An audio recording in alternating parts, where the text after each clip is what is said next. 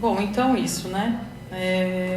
Retomando, depois desse problema técnico, peço desculpa para vocês. Eu quero apresentar um pouco a equipe. Você passa para mim, Clarita, desse trabalho, né? Eu estou propondo, então, enquanto artista e pesquisadora, a Nara Guichon, a artista participante. A curadoria e a expografia foi feita pela Fran Fávero. A produção executiva foi feita por mim também, Renata Gordo. A identidade visual e o design foi feito pela Lara Lodge. A gente fez uma consultoria de publicação para pensar os desdobramentos dessa pesquisa com o professor Gustavo Reginato, né, da Caseira.arte. Também fizemos uma consultoria de acessibilidades com a Tuane Galdino.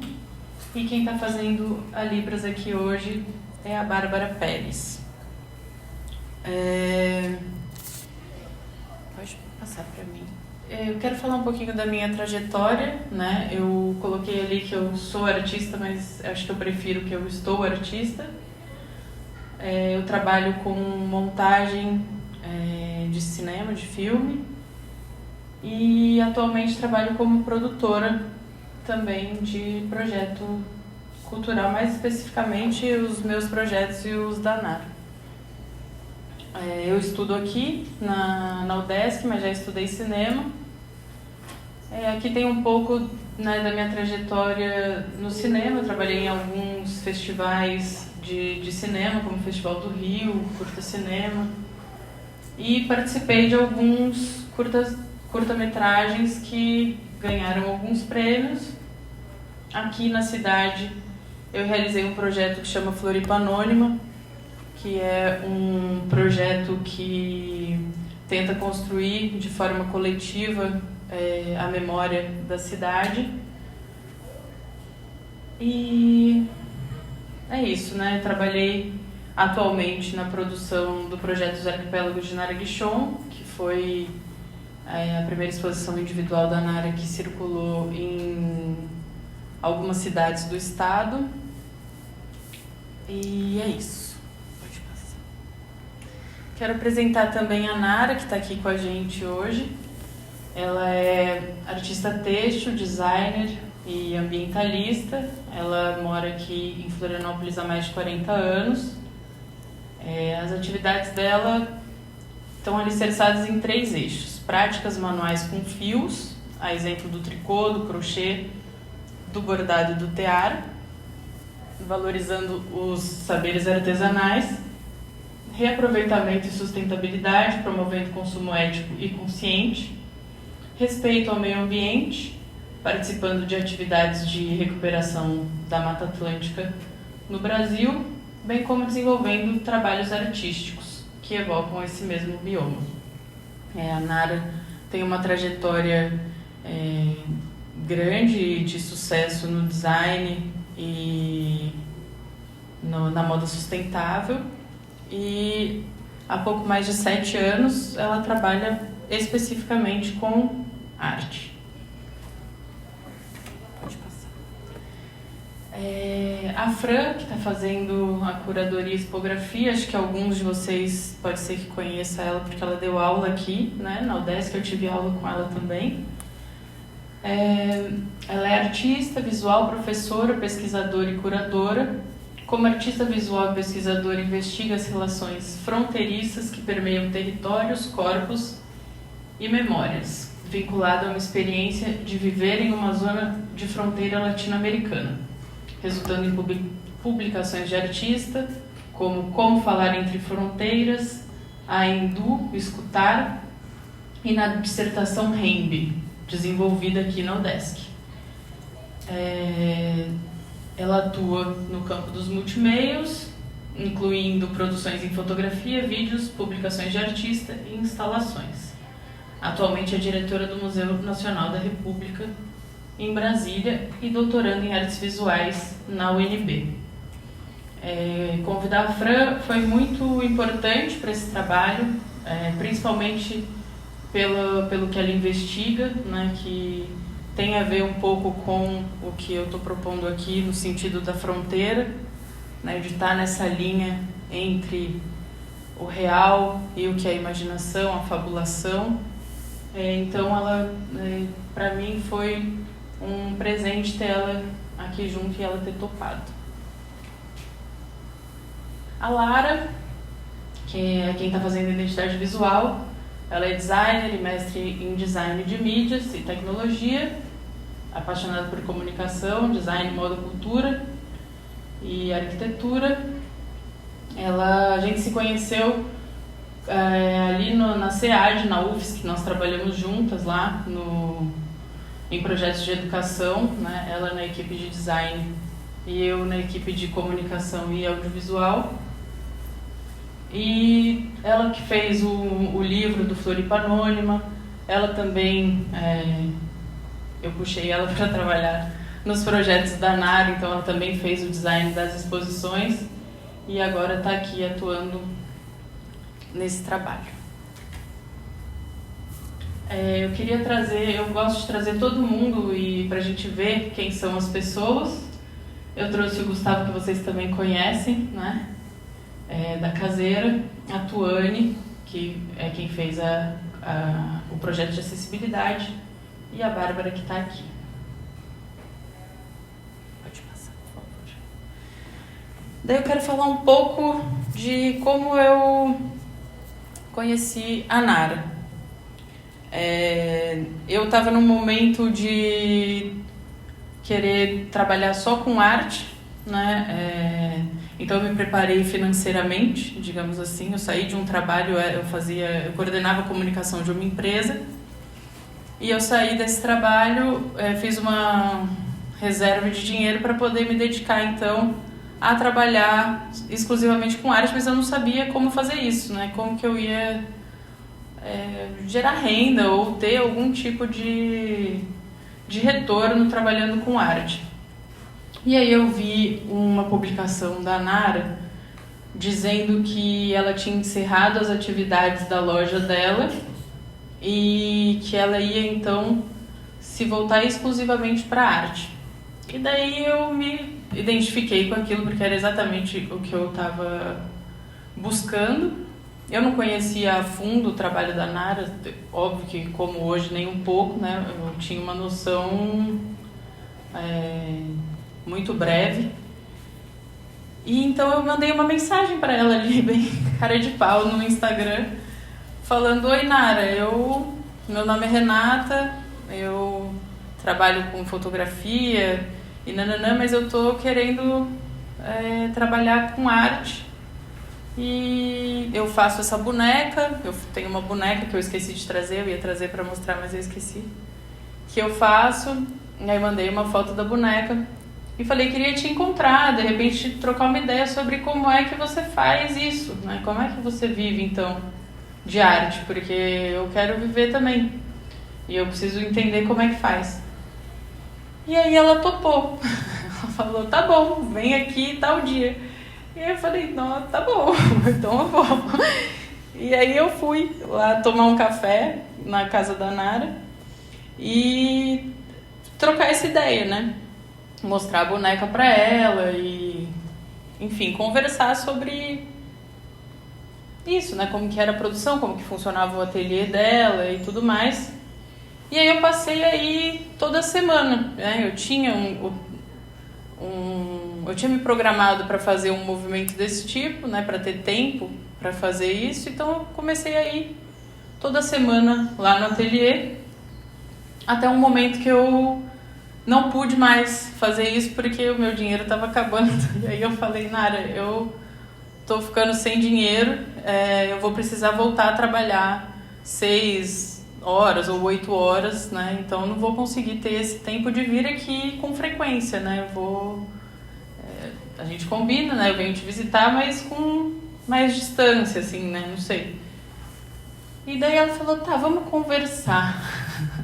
Um jeito, a Nara faz isso várias vezes. E ela falou, vamos conversar. Aí eu falei, tá. E o que você acha de você vir então trabalhar aqui uma vez por semana?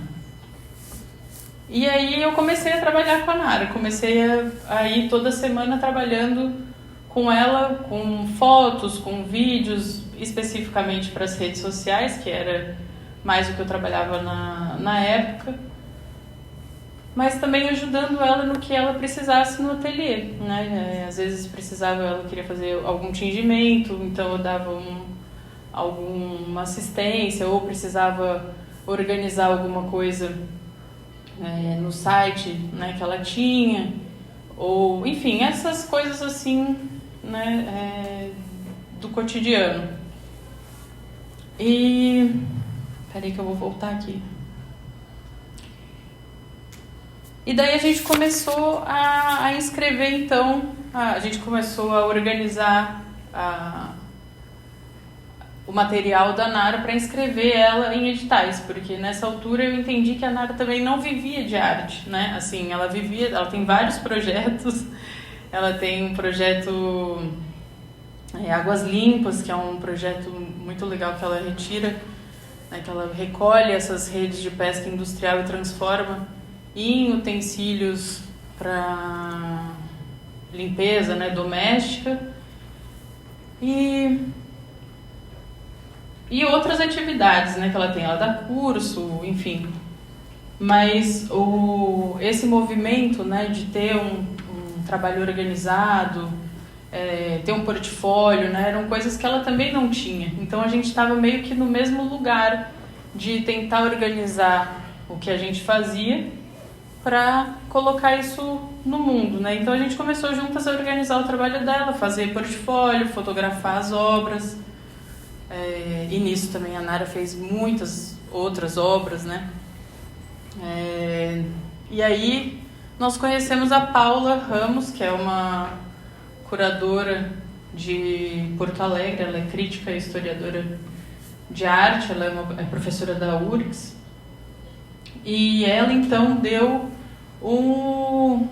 aquela pincelada de mestre final no que a gente organizou, assim, e escreveu textos. Era um problema que a gente tinha nessa organização, e a Paula escreveu tudo e também direcionou como que teriam que ser as fotografias. Então eu aprendi a fotografar muito as obras com fundo branco. A gente montava estúdios no jardim lá da casa da Nara, com os tecidos que ela tinha, enfim.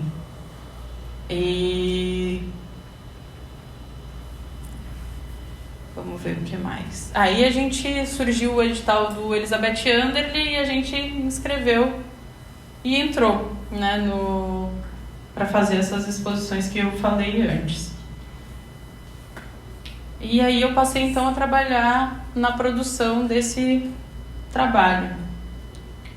Mas paralelo a isso, eu também fotografava os processos, né, da Nara e o funcionamento do ateliê, o que ia acontecendo no dia a dia. Às vezes a Nara também chegava com roteiros, né? Hoje eu quero fazer a receita do espumante de abacaxi. E aí a gente filmava o espumante de abacaxi. E, enfim, e no meio disso eu comecei a fotografar outras coisas que me vinham naquele momento, né? Pode passar, por favor. E daí, entre as fotos que eu fazia, né, do trabalho da Nara, a gente também conversava muito, né? A gente foi se aproximando muito nesse movimento, né, de compartilhar as nossas histórias, nossas memórias, histórias da família, receitas, enfim, várias coisas, né? E a gente foi ficando bem próxima, mais amiga, e muitas das coisas que a Nara me contava também tinham a ver com a minha história, né? Com essa maneira de aprender as manualidades, né? Que é uma coisa que eu aprendi na infância também, com a minha avó, com a minha mãe, que é um movimento que aconteceu também na família da Nara. E são, apesar de serem universos muito distintos, né? Tipo, eu em São Paulo, a Nara no Rio Grande do Sul, e também, né, gerações diferentes e contextos sociais também bem diferentes. ainda assim a gente tinha esses pontos assim que aproximavam bastante a gente.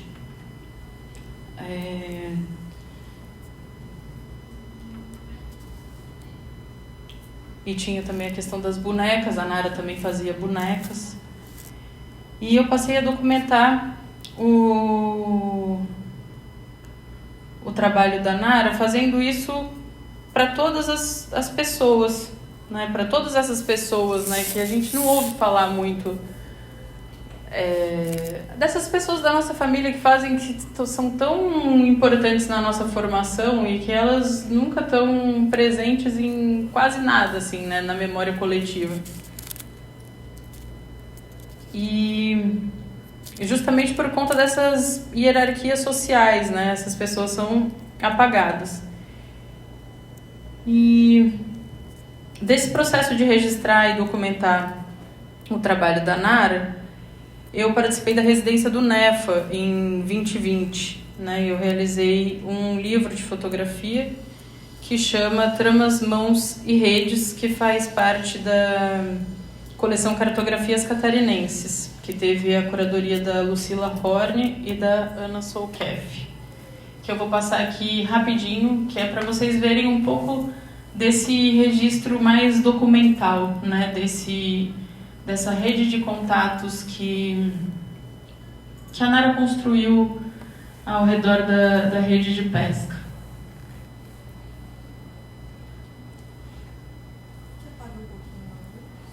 Você que sabe, se você for ver melhor.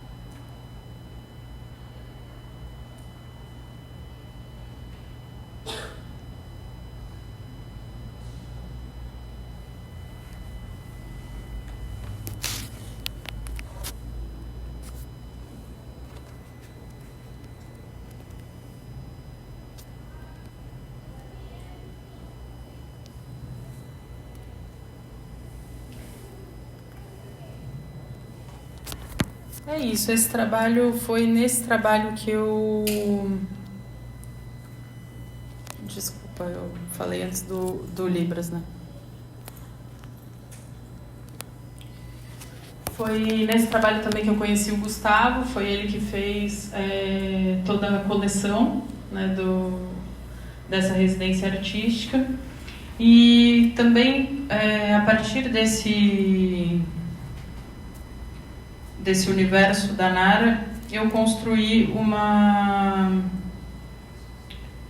videoarte que eu quero passar para vocês também.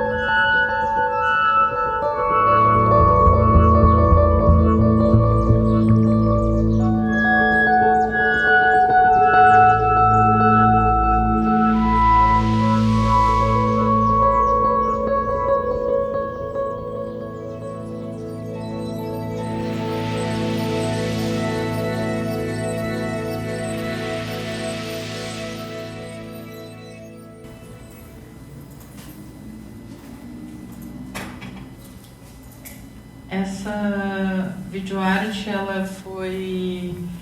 a trilha sonora foi feita pelo Trovão Rocha e o som foi masterizado pelo Ives Tanuri. E eu dirigi e montei, né? Pode passar para outra, obrigada.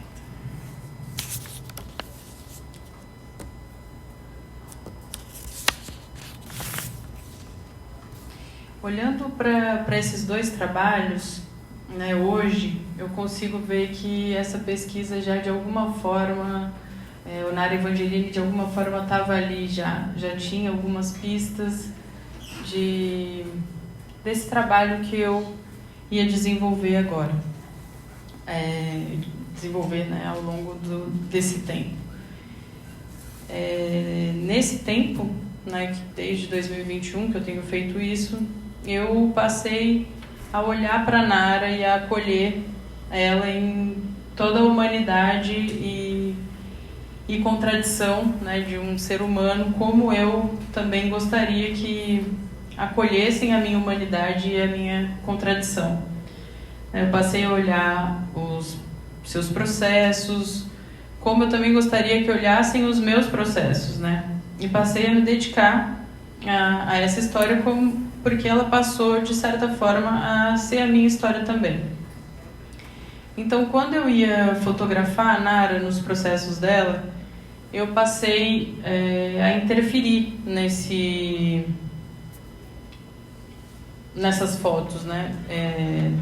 Eu passei a propor gestos, né? Eu passei a deslocar ela dos cenários, eu passei a vestir ela com elementos, né, que estavam no ateliê, elementos do trabalho dela. Eu passei a incorporar também as obras nela. E foi nesse momento que eu também me vi nessas fotos, né?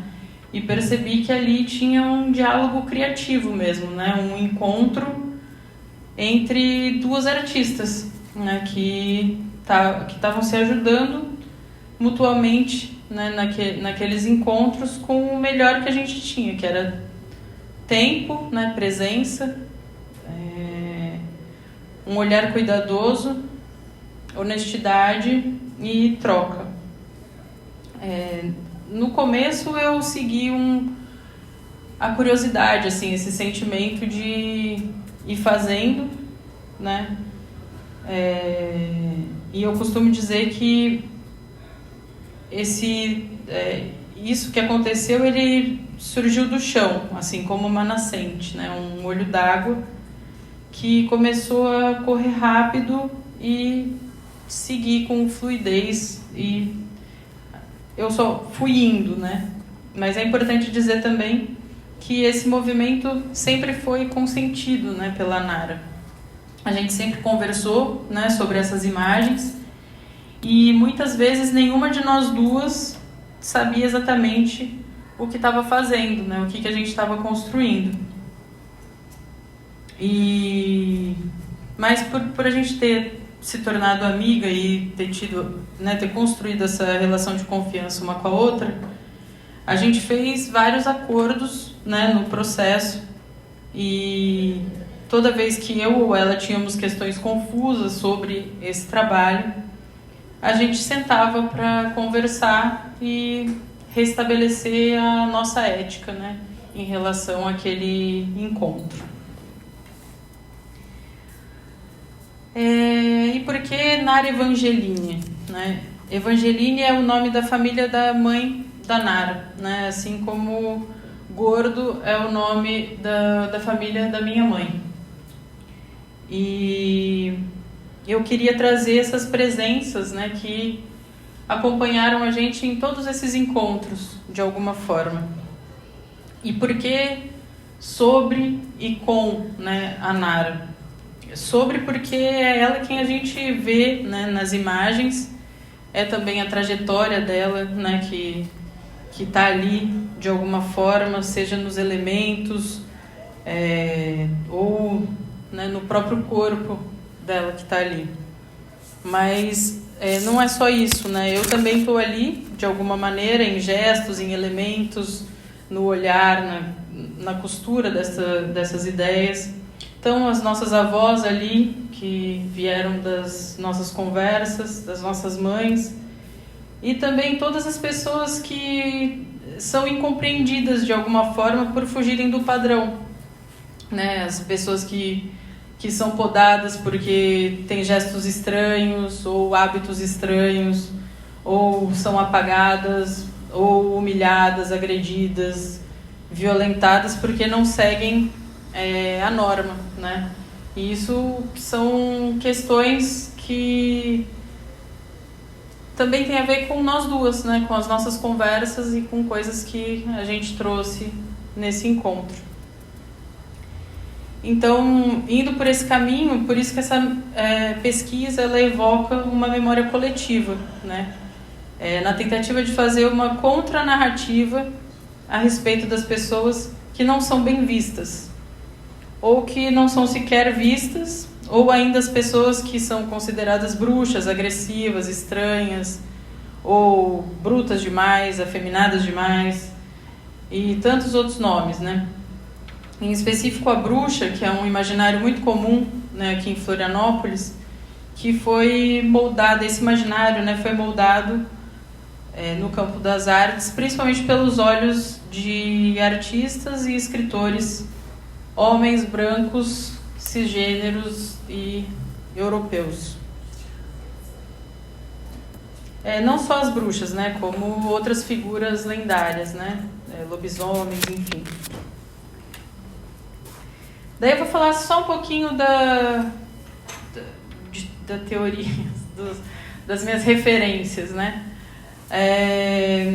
Voltando para as imagens que eu construí nesse trabalho, algumas eu fiz nesse processo fluido de ir seguindo, fazendo, sem pensar muito o que eu estava fazendo. É claro que, paralelo a isso, eu fazia parte de um grupo de estudo de narrativas anticoloniais e, enfim, eu sempre estou estudando algumas coisas, mas isso não estava linkado diretamente a esse trabalho conscientemente, né? Mas eu queria entender o que eu estava fazendo, então eu parei de fotografar um tempo e olhei para isso, né? Olhei para esse trabalho para entender o que eu estava fazendo ali, né? Que tipo de trabalho era esse. E comecei a pesquisar fotografia relacional, porque na época da residência do NEFA, a Lucila me indicou pesquisar sobre o Alexandre Siqueira, e eu fui pesquisar sobre ele, fiz uma leitura de portfólio com ele em 2021, se eu não me engano, e desse trabalho, né, ele viu esse trabalho lá no começo, em 2021, e esse ano ele viu esse trabalho de novo aqui, né, que o GAF e o LIF trouxeram ele, então ele pôde olhar novamente esse trabalho. Mas para falar um pouco de outras, né, pessoas que eu estudei como referência desse tipo de fotografia que é relacional, foi o JR, né, que trabalha com retratos gigantes, ele exibe em espaços públicos, né, a Janelle Muroli, eu acho que é assim que fala, que ela o JR é francês. A Janelle Muroli, que é da África do Sul, ela utiliza a fotografia para documentar e dar visibilidade à comunidade LGBTQIA+, especialmente indivíduos lésbicas, gays, trans e não binários.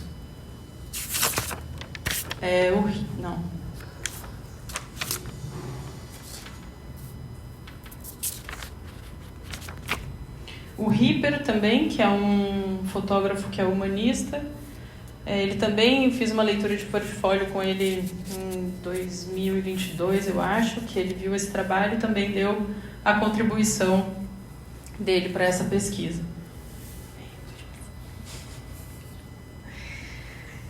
Daí eu quero trazer essas pensadoras, que são pessoas que mudaram a minha visão do mundo mesmo, assim, não só para esse trabalho, mas Hoje em dia eu enxergo o mundo de outra maneira a partir do trabalho dessas pessoas, né? Uma delas é a Ariela Zulay, que é uma israelense, mas que vive e trabalha nos Estados Unidos.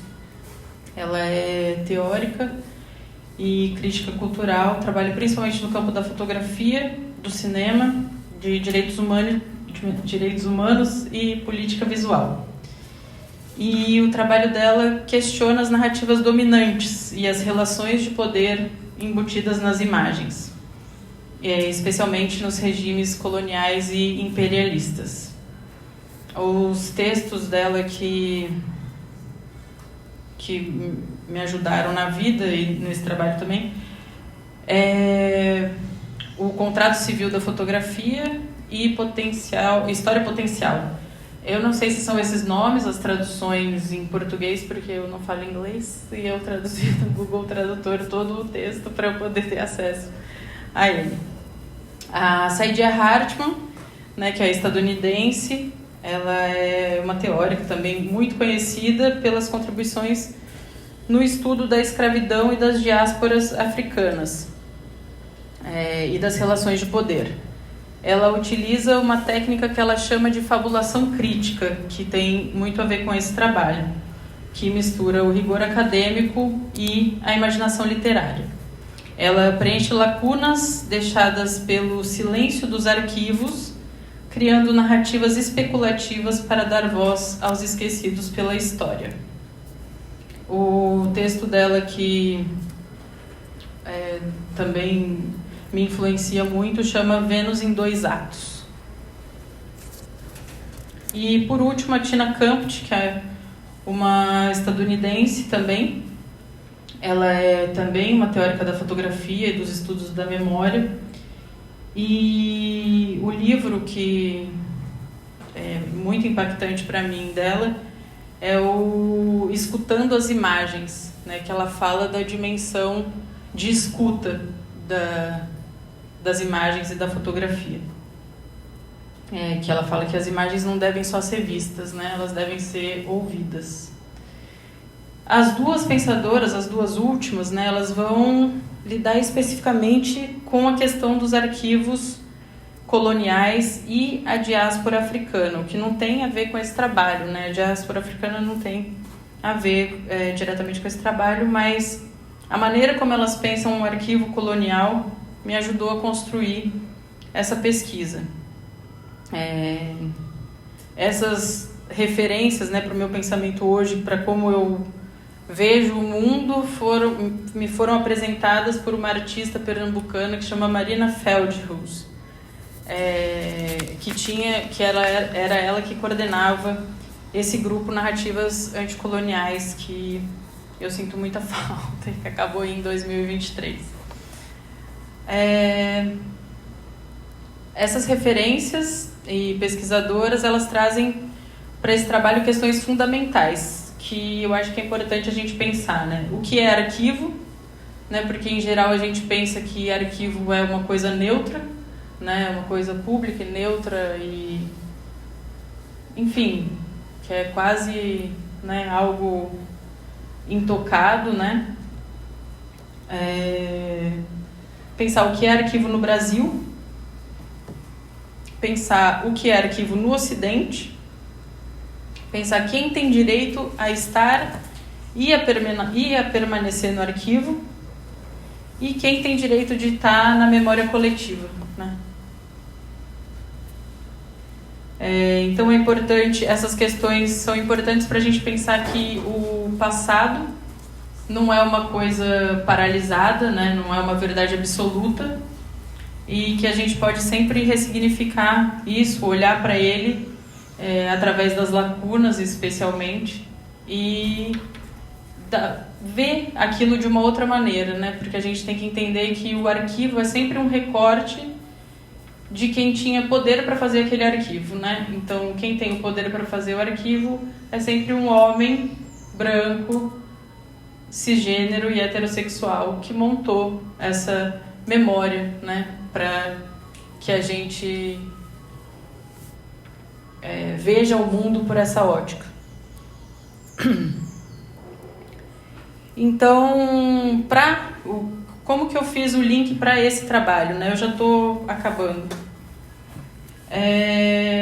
Eu fui olhar para os jornais de Santa Catarina, né? A gente tem aqui uma hemeroteca, que é a Hemeroteca Digital Catarinense. Então eu fui olhar para os jornais de Santa Catarina do século XIX para entender o imaginário coletivo sobre as pessoas que têm um padrão, né, diferente, sobre pessoas LGBT, sobre o que era dito sobre bruxas, o que foi publicado, né, o que as pessoas viam, né, desses termos, né, o que é publicado sobre esses termos dentro do imaginário coletivo do nosso estado. E também fui, né, pode passar para o próximo. Também fui na Costa de Dentro conversar com alguns pescadores e ouvir, né, as histórias deles, né, porque eles é que também difundem essas histórias das assombrações, do medo dos monstros, né, das bruxas, e eu queria saber, ouvir como é que era isso para eles, né? E esse é o bairro que a Nara mora há mais de 40 anos, então eu queria entender o imaginário desse território. E o mais engraçado é que tem muitas histórias, né, dessas pessoas que casam com hábitos que a Nara tem, inclusive, né, tipo aparições às 4 da manhã na praia, né, a Nara, ela acorda 4 da manhã para caminhar na praia. Tipo, tem coisas engraçadas desse tipo.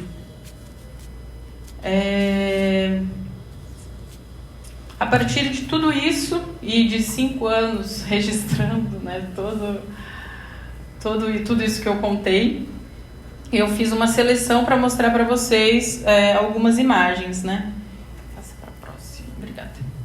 A intenção, né, dessa pesquisa, a intenção é desdobrar essa pesquisa em um conjunto de 4 livros e uma exposição que eu vou mostrar aqui para vocês os projetos.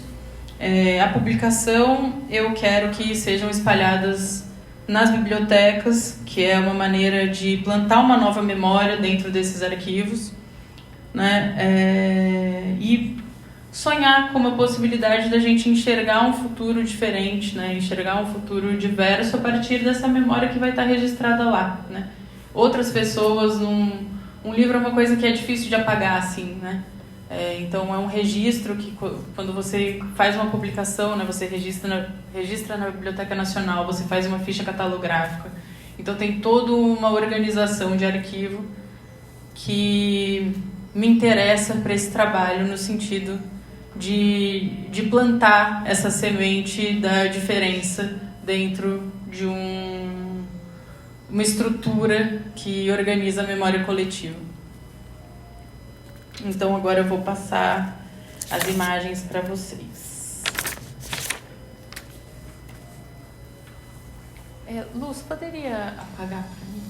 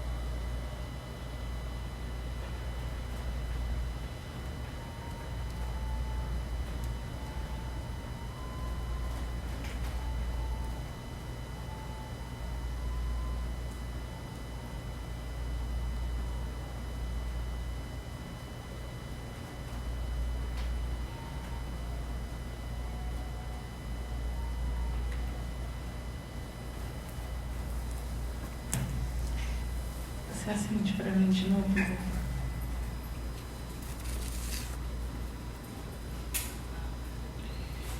Bom, é isso. Eu queria agradecer vocês por terem ouvido e visto, né? E queria convidar a Nara para falar um pouco do ponto de vista dela, dessa história, né? Desse encontro, do que a gente construiu. E é isso. Obrigada.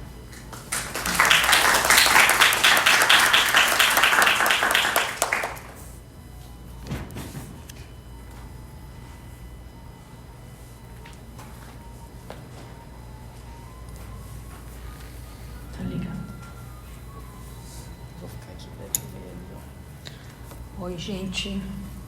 Tá falando certo? Uhum. A distância certa.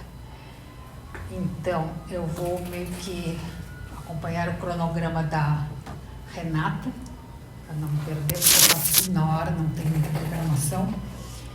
Então, começando pelo momento que ela chegou lá em casa, que a gente não tinha um plano, não tinha um combinado, só aquela pergunta, né? E como ela foi para saber como morar, como vivia uma artista, né? Principalmente financeiramente, para mim aquela pergunta foi inusitada, porque eu também não sabia. Não tinha a menor ideia de como se vivia financeiramente da arte. E sobre esse quesito, que eu tenho que dizer é que a gente descobriu juntas, né? Porque não foi de outra maneira. Claro, aí foram agregando pessoas, né, nessa caminhada. Obviamente vieram outras pessoas que contribuíram bastante também, mas enfim, veio uma pergunta que eu não sabia não sabia a resposta, e seguimos, e agora a gente já tem várias respostas. E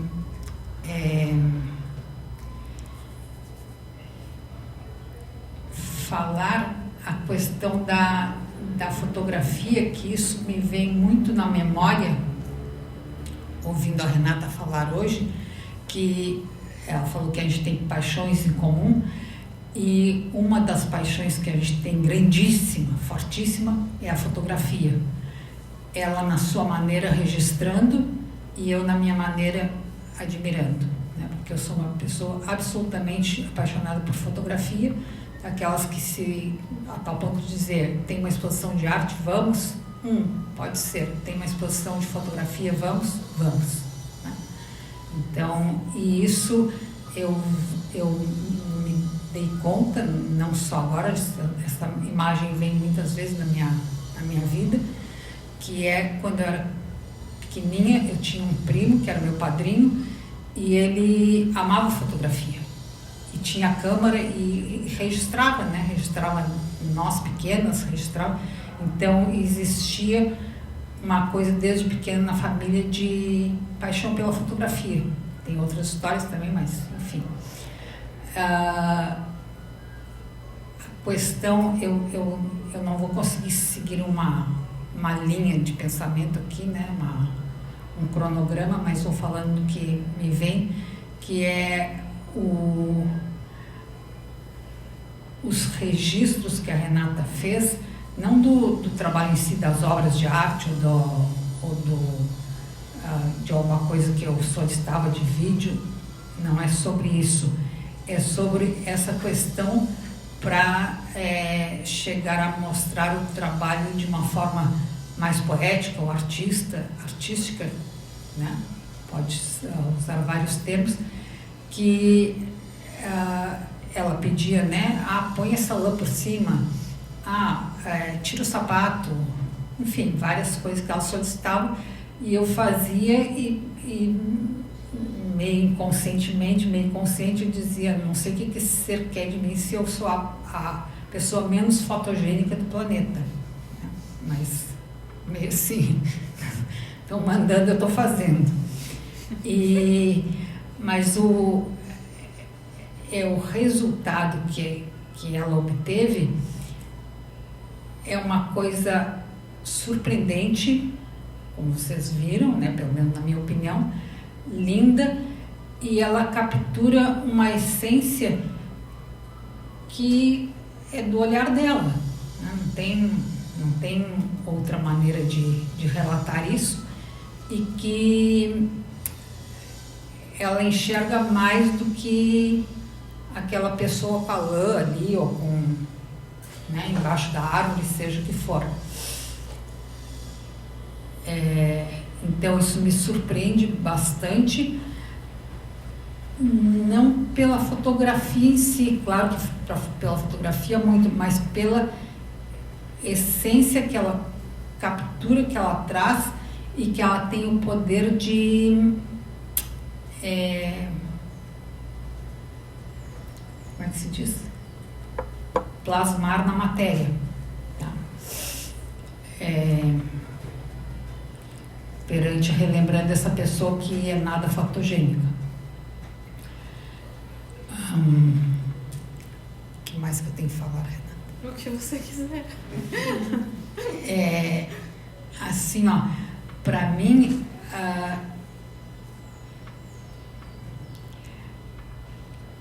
eu não sei se todo mundo me conhece mais ou menos aqui, mas eu sou aquela pessoa que acordo com o sol, durmo com as galinhas um pouquinho mais tarde só. Então eu sigo um ritmo que é o meu ritmo, é meu ritmo de vida. Se eu for dormir às 11 da noite, eu estou me aviltando. Então é aquela coisa de fazer o que é necessário e o que minha vida, meu ser pede. E nesse contexto de sendo fiel às minhas necessidades, à minha alma, isso causa bastante, não por esse fato de acordar cedo e dormir cedo, nada disso, mas várias outras maneiras do meu ser, causa bastante estranheza nas outras pessoas.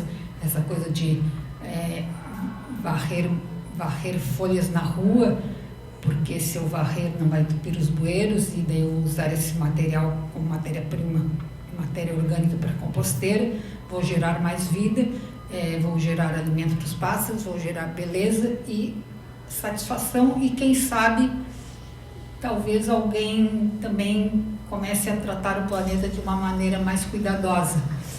Mas atualmente não, que já tem bastante essa corrida por cuidar do planeta, etc. Mas eu sempre fui vista como uma pessoa que quer salvar o planeta. Eu não quero salvar nada, né? Eu quero salvar a minha alma, né? Eu faço isso por mim mesma. Se eu não fizer, eu estou sendo agressiva comigo e não verdadeira. Então, quando falam dessa maneira, é uma maneira sarcástica e se eu falar as palavras verdadeiras vão ser um pouco brutas, né?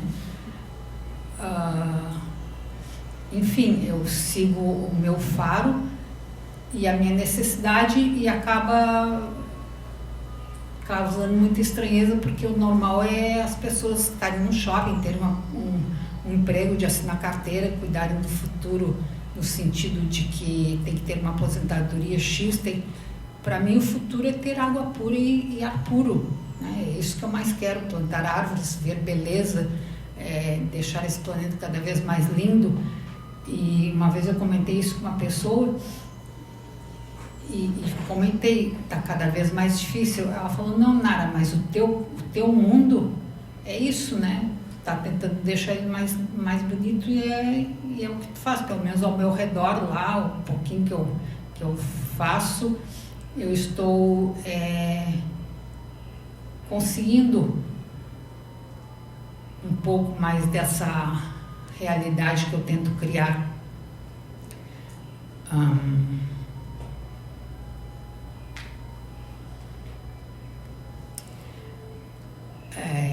Essa questão no resumo de tudo que a Renata apresentou, ela não falou a palavra que está mais do que subentendida, só não falou com o português bem correto, que é a questão de bruxas, né? Ela falou essas pessoas que seguem a intuição, que trabalham com as ervas, com as curas, etc. E mudar esse olhar, né? Fazer esse registro para que a história seja lida de uma maneira diversa. E é o que eu faço da minha maneira. Você sabe, a gente não precisa seguir o que nos disseram, e eu costumo dizer claramente as mentiras que nos contaram, né? Que a gente vai ser feliz se vai ter uma aposentadoria, o carro do ano, etc. Então, todas as mentiras não nos levam à prometida felicidade. A prometida felicidade está sabe, em você se dar a liberdade de gostar de um perfume X de uma árvore e se deslocar até aquela árvore naquela época do ano. De você ter a sensibilidade, o respeito consigo mesmo, de não seguir as regras, que não pode gastar tanto para ter coisas simples como um alimento em casa, né? Um alimento que você mesmo cultiva. Não, eu tenho que trabalhar, não posso fazer minha horta porque eu tenho que trabalhar, ganhar dinheiro, para dar dinheiro para o sistema, para me escravizar e para morrer com eles mais ricos e eu mais pobre de alma também, principalmente. Então, falar que a Renata, quando ela veio lá para o ateliê, e quando ela falou que não poderia ir mais porque o dinheiro reserva que ela tinha estava acabando, e eu fiz a proposta, né, de ela vir uma vez por semana, desde o início, claro, a gente se deu bem, mas de uma maneira mais distante, óbvio, a gente não se conhecia muito, e esse tecer, né, essa caminhada e chegar aonde chegamos, né, porque o crescimento foi mútuo, a colaboração foi mútua.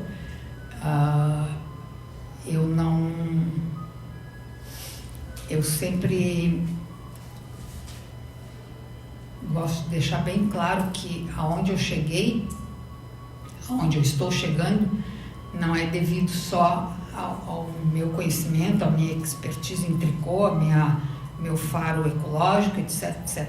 Se não tiver pessoas para te complementar e fazer aquilo que você não faz, ou até que você faz, mas que não tem, que às vezes falta um ajuste, um olhar crítico, e a Renata é muito boa em dar orientações de tipo, não, na área um pouco mais para a esquerda, não em termos estéticos, mas em termos nem sei do que, mas às vezes ela presta práticos.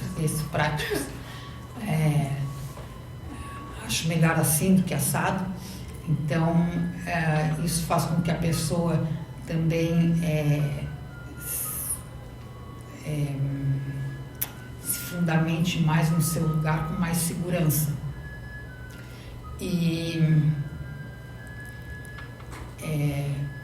a Renata não falou, mas ela falou que está cursando artes, mas ela, antes disso, ela fez cinema, fez literatura, parte, né, de literatura. O que mais, Renata?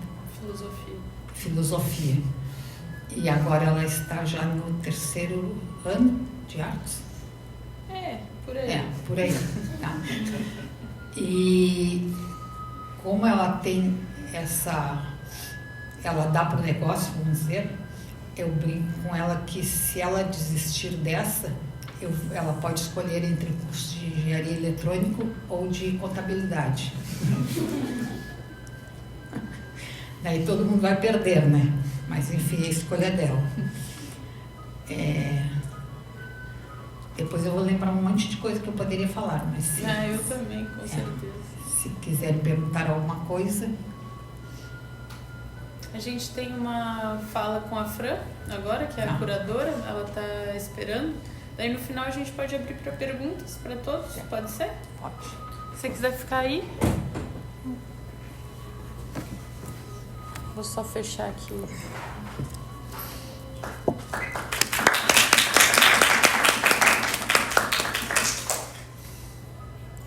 Será que a Fran tá aí?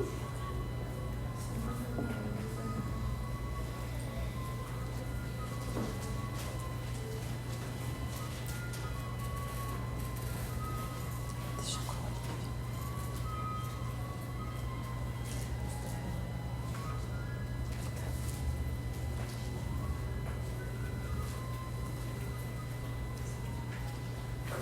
Não tá? Chega uma hora.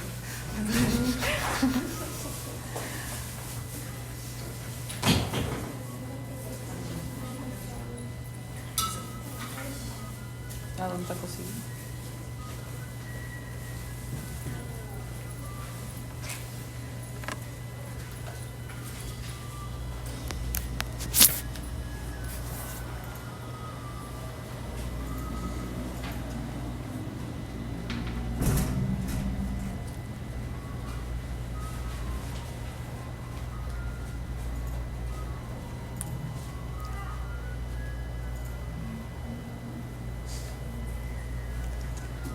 Uma fala da Fran. Hoje estamos só nós aqui agora. Ela ouve a gente? Não. Acho que não. Não, porque ela fechou. Olá. Só dizer que ela pode falar, porque acho que ela não vai ouvir a gente. Olá, você me ouvindo? Sim.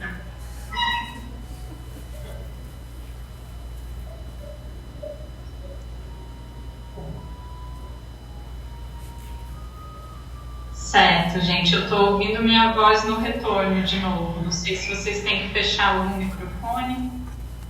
Tá fechado aqui, deixa eu ver.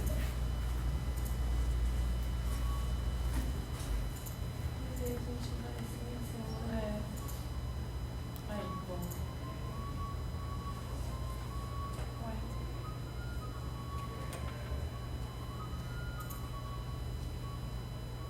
Não. É a câmera dela.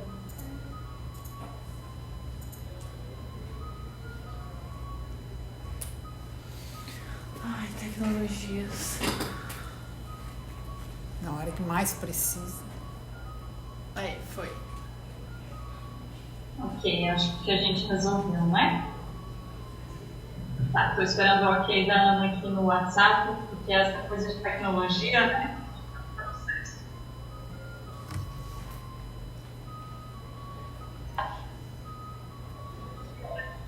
Eu tô me ouvindo ainda, no retorno.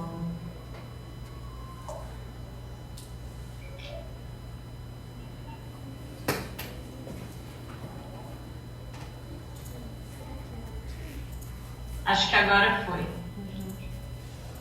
Ana, dá o ok se estão me ouvindo, aí eu começo minha fala. Gente, estranhíssimo, né? Falar sem ver ninguém.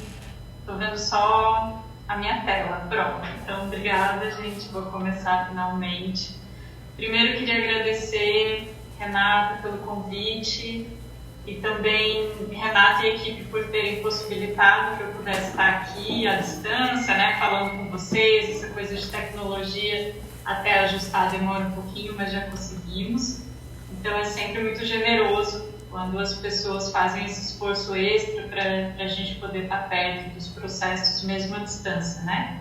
Como a Renata falou, então, eu estou agora aqui em Brasília, mas conheço a Renata do período que eu dei aula na UDESC, e foi aí que a gente se conectou, principalmente por essa ideia de fabulação crítica que ela apresentou para vocês, que também é uma autora que eu trabalho, essa Jane Hartman, e acho que isso nos fez clicar muito assim, nos nossos processos, né? E imagino que isso tenha também nos conectado para esse projeto. E também gostaria de agradecer a Nara, dizer que é uma alegria, uma felicidade estar aqui com vocês e também poder ouvir a Nara, né, falando sobre os seus processos nessa tarde, poder estar em contato com o trabalho dela por meio do trabalho da Renata, que é um privilégio muito grande, né, de poder acompanhar isso. Então, o que eu queria pontuar nessa tarde é falar um pouquinho como foi esse processo de curadoria, a convite da Renata, a partir arquivo grande de imagens que ela foi criando nessa relação, nesse encontro com a Nara, né? Então tem esse elemento muito bonito nesse processo, porque é um encontro, uma confluência entre duas mulheres, entre duas artistas, entre gerações distintas também que se encontram, né? E resulta numa produção que vem de dentro desse ateliê, do entorno desse ateliê. Algo que me chamou bastante atenção para pensar a seleção das imagens para o livro, enfim, para essa pesquisa ainda em andamento, né? E para propor algum tipo de relação expositiva a partir desse arquivo de imagens. A primeira coisa que me chamou muito a atenção foi essa convivência extensa, né? Porque às vezes alguns projetos eles acontecem de uma maneira muito rápida, muito imediata. Isso não é o caso, né? Esse projeto ele teve uma temporalidade, ele teve uma convivência de anos em que essas imagens foram sendo produzidas nesse diálogo, nesse encontro. Então, quando eu chego para ver essas imagens, a Renata já tem uma relação muito estabelecida com elas, assim como é a relação entre ela e a Nara, é uma coisa construída ao longo de muitos anos, com muito respeito, muito diálogo. Essas imagens também já tinham uma força para a Renata, e ela já tinha imaginado algumas relações entre essas imagens. Então, eu entrei devagar, né, nesse processo e comecei a me encontrar também com essas imagens, reconhecer esse olhar autoral da Renata, que a Nara também mencionou na fala dela, né? Ela mencionou esse olhar autoral da Renata, então encontrar esse olhar dela e como dar vazão e dar realmente acentuar, né, esse olhar autoral que ela foi construindo, que a gente está falando de muitos processos artísticos que se encontram. Então, no meio de tudo isso é buscar esse olhar autoral da Renata por meio dessa ideia de fabulação crítica que a gente já mencionou, entre realidade e ficção, entre arte e vida, né, entre um processo da Nara que está muito imerso numa luta por sustentabilidade, né, num escopo de uma causa maior. Dentro disso estão ali as imagens da Renata. Então, o que eu fiz foi olhar para essas imagens e tentar propor algum tipo de organização para criar uma narrativa. Essa ideia de uma narrativa foi uma coisa que eu e Renata conversamos muito, né? Quando a gente combina, coloca as imagens em uma sequência, como é um livro, como é uma exposição também, né? Esse é o trabalho curatorial, a gente cria narrativas. Por que uma imagem e não outra? Por que nessa sequência e não em outra sequência? Por que nesse material e não em outro material? Então, tudo isso significa, né? Quando a gente pensa o livro, o formato dele, o tipo de papel, tudo isso também influencia, que é um diálogo que a gente está tendo com a editora caseira e com a Lara, né, que é designer, e numa exposição igualmente, né, porque qual a dimensão dessas imagens, que tipo de material que elas habitam, né, o que a gente está vendo ali. Então a gente pesquisou e conversou e esboçou duas propostas, uma proposta de livro e uma proposta de exposição, sendo que ambas ainda estão num caminho de pesquisa, né, não estão finalizadas. Então é um primeiro movimento para propor isso, né, a partir das imagens, das fotografias da Renata em parceria com a Nara. Então, para o livro, a gente imaginou esses livros em sanfona, que vão criar uma sequência, e na nossa conversa a gente começou a conversar muito a partir de um olhar que eu tive para essas imagens, e que eu percebi algumas relações de cores, tonais mesmo. Que o trabalho da Nara tem isso de ter o tingimento desses materiais que são coletados, então a cor é muito presente. E eu comecei a encontrar essas cores na fotografia da Renata também, né? No projeto da Renata, ela faz essa triangulação, ela conecta esses mitos da ilha, então esse lugar tinha uma importância, essa paisagem tinha uma importância também, né? Muitas imagens são da Nara nesse espaço de paisagem, né, performando na praia, nesse espaço amplo, ou mesmo dentro do seu ateliê, não deixa de ter uma característica paisagística, né? Então, a paisagem e a relação com a ilha era um aspecto. Outro aspecto é esse processo artístico que está ali também permeando essas imagens, na feitura do ateliê, no trabalho com esses materiais, com os elementos naturais que vão sendo processados. E, por fim, eu fui encontrando essas escalas de cor. Então, o que eu propus para a Renata foi que esses livros acompanhassem um pouco essas cores. Por quê? Porque isso tiraria a ideia de uma narrativa cronológica, porque a Renata estava muito conectada com o momento que as fotos tinham sido feitas. Essa imagem foi feita nesse momento, depois veio essa outra imagem, ou mesmo no processo do ateliê, primeiro a gente faz isso para depois fazer isso, né? E aí essa outra abordagem se descola de uma ideia de documentar uma cronologia e se conecta a uma narrativa a outra, que é a narrativa que a gente estava desejando construir, que é essa narrativa que traz uma certa abertura de interpretação, né? Vai criando um terceiro lugar, um lugar de encontro, em que quem encontra o trabalho pode conhecer o trabalho da Renata, pode conhecer o trabalho da Nara, mas pode não conhecer esses trabalhos e vai adentrar um universo, né, muito rico em cores, texturas, elementos e que evocam esses mitos, esse lugar da ilha de uma maneira muito aberta e muito ampla, né, sem recorrer a um clichê ou sem fechar muito essa indicação, né, esse caminho. Então, por isso a gente pensou nessa construção de imagens que vão uma na sequência da outra, misturando processos de ateliê, processos que a gente poderia chamar de mais performativos, né? Processos que são, às vezes, mais íntimos da convivência das duas, pois são amigas e convivem. Então, tudo isso ia se mesclando numa outra narrativa. Essa narrativa que tem a ver com esse lugar e com esses mitos, e que não deixa de ter a ver com esse processo artístico de ambas também, e com essas questões que são evocadas nesses processos artísticos das duas, né, que são evocadas relações com a natureza, relações com a sustentabilidade, relações com a cor e a textura, como a gente falou.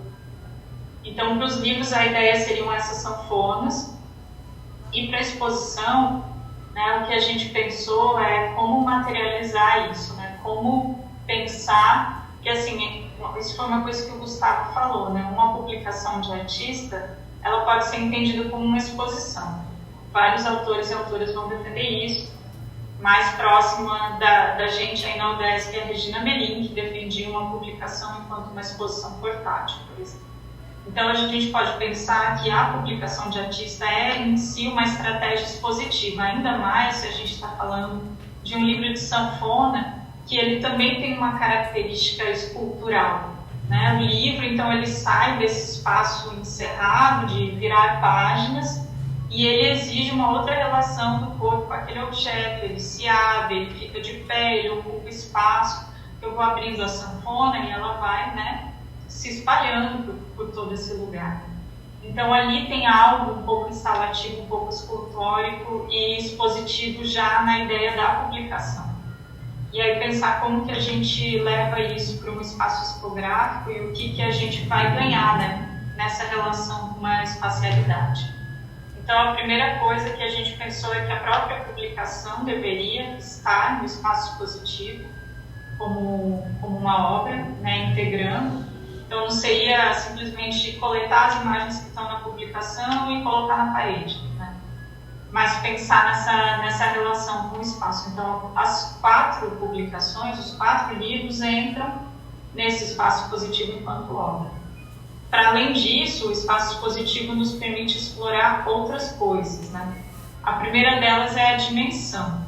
A gente está falando de paisagem, a gente está falando de amplitude, então a gente também pode fazer uso disso para mostrar essas imagens com uma ideia paisagística, né, de ocupar esse espaço. Então, o grande formato das imagens foi uma escolha para esse primeiro estudo, para essa primeira pesquisa para a exposição, trazendo essas imagens como um espaço de imersão mesmo de quem visitasse, né, para além de manipular a publicação, encontrar esse espaço imersivo.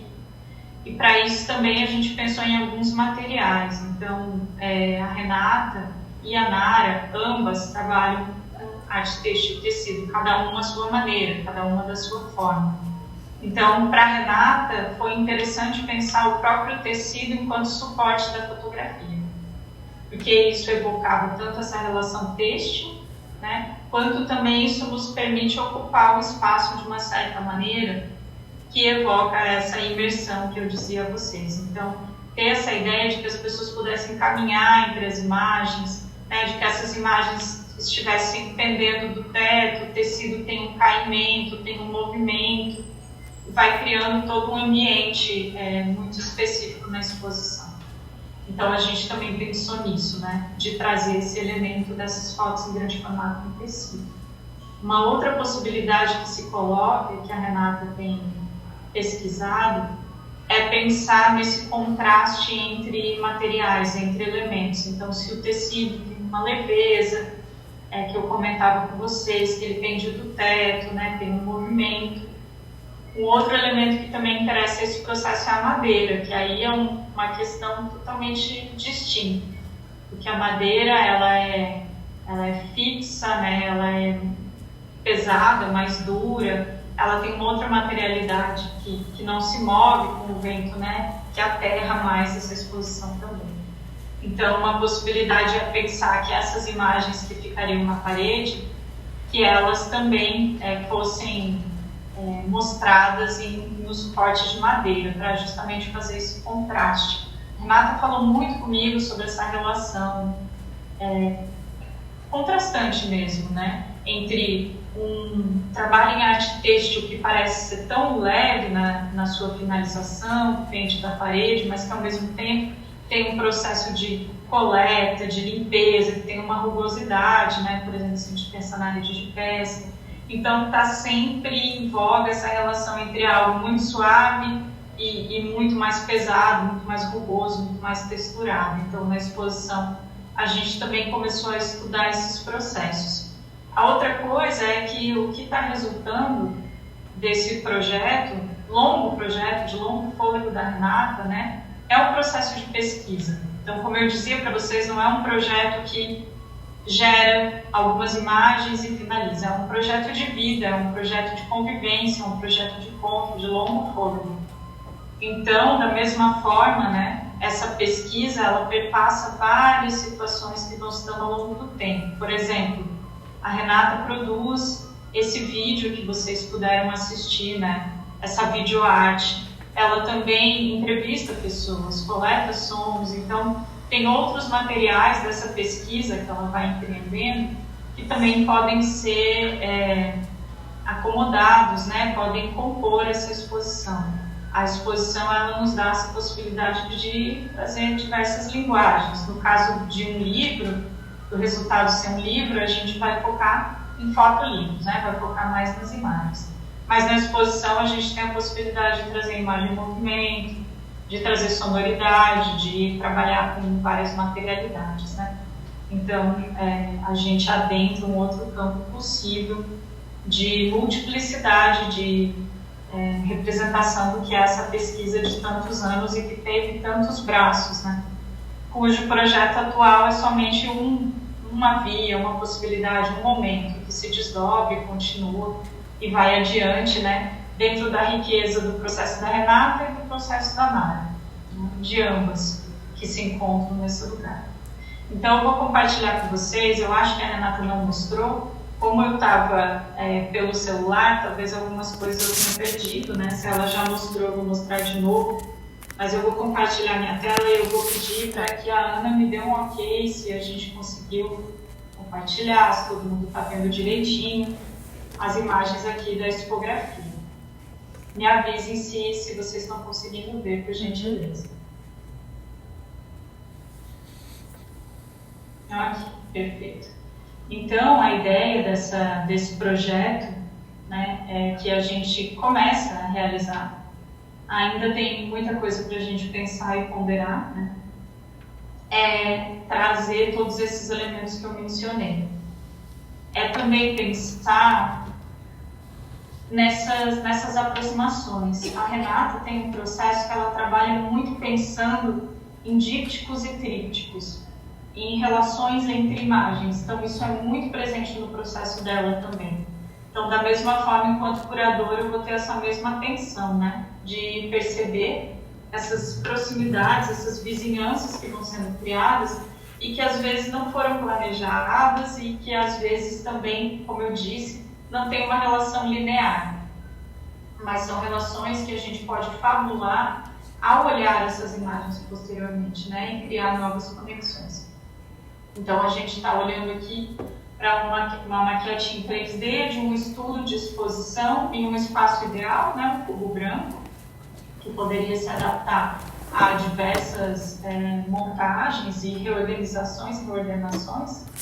Estou chamando a atenção aqui para o vídeo projetado, né? Então, o vídeo, vejam que o vídeo da Renata ele já tinha essa relação com as cores. Esse é um frame, né? Uma imagem só do vídeo, mas veja como ela já estava trabalhando, pensando essas distintas cores, então isso também foi um guia para pensar essas relações entre as imagens, né? Aqui a gente tem uma amostra de relações entre imagens, então, primeiro, explorando o grande formato, né? Explorando a dimensão, e segundo, essa relação entre o objeto artístico, o trabalho da arte têxtil, né? Que é esse entremeio, né? Esse trançado, conectado com essa imagem que Renata faz da Nara, em que o próprio cabelo da artista se conecta com essa materialidade. Então, uma imersão, né? Uma conexão ali, corpo, trabalho, arte, vida, que a gente estava falando sobre. Aí a gente vai percorrendo essa exposição e vai encontrando mais essas relações de dípticos e trípticos que eu mencionava a vocês, né? Começa, na verdade, essa entrada da exposição, que a gente vê um pouco desse ver e não ver. A Nara se cobre com o próprio trabalho, então inicialmente a gente não vê esse rosto, né? Essas imagens também parecem trazer alguma coisa de icônica, né? Alguma coisa às vezes sagrada, imagens com fundo escuro, com um véu cobrindo o rosto. Então é isso que eu dizia para vocês, que essas narrativas vão se desenhando, que ultrapassam esse espaço de documentação do processo de ateliê, né? As que vão criando narrativas. Então, de novo, dá visibilidade para algumas imagens selecionadas, né? Que ao longo do processo de pesquisa podemos incluir outras imagens ou retirar algumas imagens, mas nesses estudos a gente vê já uma sugestão de algumas que são muito simbólicas, né? Tanto essa primeira que eu mencionava para vocês, que parece trazer algo de mitológico, de sagrado, né? Pensando aí qual seria o conceito mais adequado ainda em processo. Depois vem uma imagem da Nara, em que ela usa esse chapéu, que evoca um elemento um pouco bruxólico também, que era algo que interessava, né, para a Renata, né, nesse projeto. E depois a gente tem um tríptico ali que mostram esses movimentos, esses gestos da artista, executando o seu trabalho, que tem a ver com a costura, com a fiação, com o tingimento, mas que aqui também parecem evocar algo de cozinha, de produzir um chá, enfim, essa abertura, né, que essas narrativas vão criando. A gente tem aqui, vou colocar uma imagem de cima, essa proposta que eu mencionava a vocês de inserir as imagens em tecido, criando essa continuidade, de novo, essa relação entre diversas imagens que vão gerando paisagens, né, nessa continuidade entre elas, tanto na relação de cor, de textura, né, quanto de continuidades mesmo como aqui geográfica, né, que a própria paisagem se desenha entre imagens, e a gente tem uma abordagem aqui mais clara, depois mais escura e por fim dando destaque a esse verde, né, para a natureza. Então, por isso que essas cores, eu dizia a vocês que elas nos ajudam a criar narrativas, né? Porque aqui a gente está evocando paisagem, aqui a gente parece evocar essa coisa um pouco mais sagrada, que eu dizia, um pouco mais íntimo, e depois esse elemento da natureza que é tão caro, né, para o processo de ambas. Aqui o que vocês estão vendo, nessas laterais conectadas à parede, são as publicações que estariam instaladas e que poderiam ser impressas em tecido para a ocasião da exposição, ou também em papel, né? Mas a gente imaginou esses tecidos que vão expandindo né, o livro não está fechado, mas ele está aberto e a gente pode percorrer e visitar esses espaços, né? Aqui mais adiante a gente consegue ver a projeção do vídeo com o banco e aquelas imagens que inicialmente eu mostrei, que para nós ficaram muito fortes, assim, enquanto processo. A gente achou que elas tinham uma força, assim, de serem capa de publicação, né, ou capa de luva da publicação, e integrarem esse processo. Eu vou parar de compartilhar aqui minha tela, voltar para conversar com vocês. Aqui, voltei, né? Então, como eu disse, essa pesquisa ainda está em andamento, né? São estudos, são esboços, porque são muitos anos de trabalho para serem organizados, imaginados, fabulados, construídos, né? A Renata tem um acervo imenso de imagens, essas que foram selecionadas são apenas algumas, e apenas algumas relações possíveis de muitas outras, né, que podem ser construídas. E também tem uma questão ética muito forte no trabalho da Renata, porque há esse encontro com uma outra artista, com outro processo de outra artista. Então esse diálogo entre as duas é algo que vai fortalecer, adensar essa pesquisa, que é algo que a Renata ainda também está trabalhando e pensando e conceituando, né? Sempre num processo participativo. Isso é muito bonito do trabalho dela, porque não só tem essa relação Renata e Nara, né, que dispara esse projeto, mas também a Renata empreende um diálogo com várias pessoas, né? Mesmo comigo enquanto curadora, com o Gustavo, com a Lara. Essa conversa é uma conversa de muita troca, né? Não vem com uma demanda pronta que a Renata lança na nossa direção, mas vem um desejo de conversa que ela coloca desde o início, assim. Então, acentua o quanto participativo é o processo da Renata nesse projeto que se alonga, né, que se amplia, e que ao mesmo tempo valoriza imensamente o processo da Nara, que é um processo riquíssimo, que felizmente está sendo cada vez mais premiado, né, tem ganhado mais visibilidade a cada momento, que também vem de um processo de muitos anos de trabalho que culmina nesse momento atual. Bom, então essa é a minha contribuição. Vou ficar por aqui se houver alguma pergunta, algum questionamento, com um agradecimento imenso a Renata, a Nara e a toda a equipe que compõe esse projeto. Obrigada.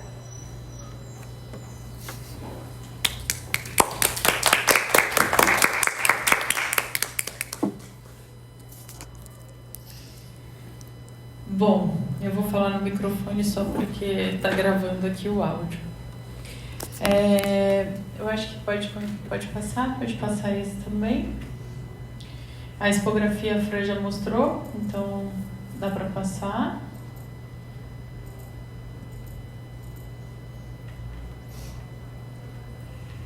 E aí a gente vai partir para os livros, né? Como que seria a construção desses livros? Aqui é só um esboço, porque seria muito bom se eles estivessem fisicamente aqui, porque as ideias é trabalhar com texturas, mas a gente fez bonecos digitais dessas possibilidades desses 4 livros que vão compor a exposição. Pode passar, esse seria afiar, entrelaçar, sempre fazendo um jogo, né, entre as palavras. Daí aí tem poética e o Evangeline.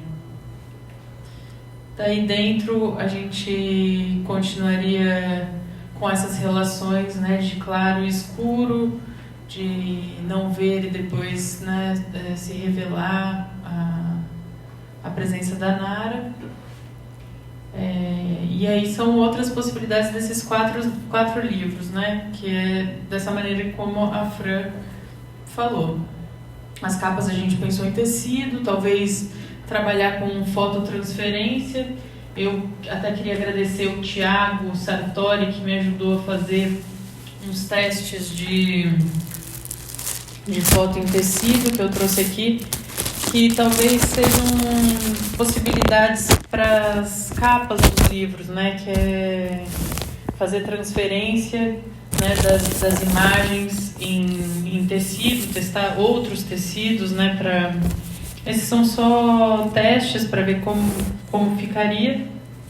e para a gente começar a pensar essas capas.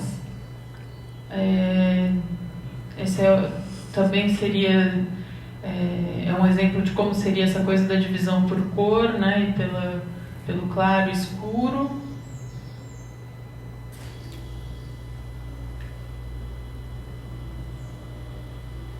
Isso.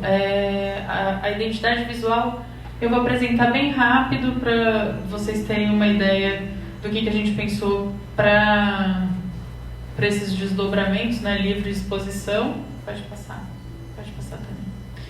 Que a Lara fez uma pesquisa onde ela trouxe essas referências pensando em tudo que a gente conversou nesse projeto. Pode passar. E daí essas seriam as texturas, né, também da pesquisa dela. Pode passar. Aí deu uma zoadinha na fonte. Pode passar que não dá para ver. São opções de fonte que, por algum motivo, o PDF estragou. E essa que é a que a gente escolheu deu bom. Então, era para ser essa daí mesmo. Que foi a escolha da família de fontes que a gente vai usar nesse projeto. Aí, na sequência, tem as aplicações, possíveis aplicações dessa marca, dessa identidade visual. Ainda outras aplicações, né, com maneiras de compor. Aí são as fontes que foram escolhidas. Pode passar. A nossa paleta de cores, né, tentando ampliar o sentido dessas imagens. Os elementos, né, de textura para a gente ter para compor material gráfico de divulgação. Aí uma possibilidade de aplicação em banner, cartaz ou folder ou divulgação digital. E aí, muito grandiosamente, essa possibilidade de aplicação dos banners que a Lara fez nesse espaço expositivo imperial, que um dia se eu chegar lá eu vou me sentir incrível. Já estamos chegando. Estamos chegando. Roma que nos aguarde. E daí tem o projeto das acessibilidades, que eu vou passar também rapidamente para falar, porque eu não sou especialista mesmo nisso e não tenho muito conhecimento, mas eu vou dar o meu melhor para falar o que a Tuane pensou em relação às acessibilidades, né? Ela fala que deve ser considerado local. Pode passar. Ela sempre isso, né? Pensando na ideia do projeto, em como explorar a acessibilidade de diversas formas. Ela pensa na questão do QR Code como uma narrativa que permeie toda a exposição, ou especificamente em cada obra ter um QR Code também, próximo dos textos ou das imagens, né, ou do vídeo. Ela fala da audiodescrição, né, que também é uma possibilidade, que no caso a audiodescrição descreveria as imagens e tudo mais. Pode passar. Seria interessante ter um tablet, né, no lugar, no espaço expositivo, que isso pode ajudar, né, a acessibilidade de pessoas com as mais diversas necessidades. Aí é um exemplo de como poderia ter o QR Code, né, em